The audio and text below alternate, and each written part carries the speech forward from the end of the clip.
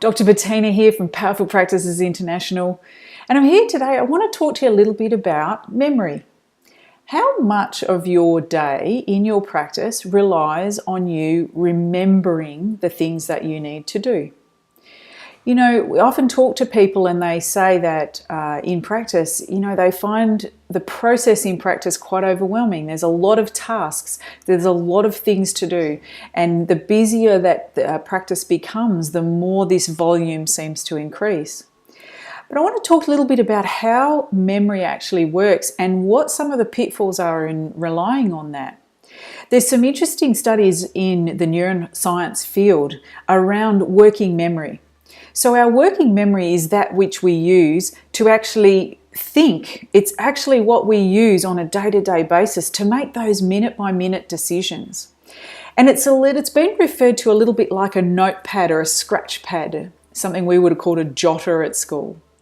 And there's two things that get put on that notepad. First one is things that come out of previous memory. So that's things that you already know, that you have referenced, previous data that your brain has collected about a particular topic. The second one, and the one I think impacts us significantly in practice, is the actual live environment. So our brain is constantly collecting information from the environment to put on that notepad so that we can actually use our working memory. Now, you can imagine that if we're collecting information from our live environment and our live environment has perhaps some disorganization in it, or perhaps there's a lack of order in it, then that working memory is going to be impacted. So how does this look in practice?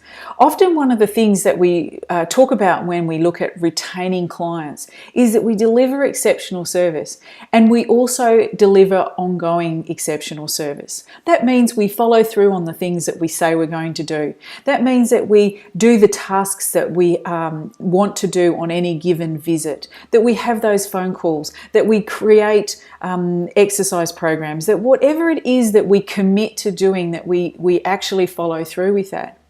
Now, if your working memory is not functioning at a high level, there's a chance that those things could drop off and affect your practice. Not because you're not a skilled chiropractor, but because your organization and your systems don't support you. So what does this look like? What are the portals of communication in your practice? Have you thought about, and does your team know, what is the best way to communicate parts of information? If you've got 15 sticky notes at the end of every shift, is that an appropriate way to communicate all of that information? Maybe there are some things that a sticky note is perfectly suited to, but perhaps there are things that sticky notes just don't cut it. Would it be better to send emails at the end of the shift for tasks that need completing?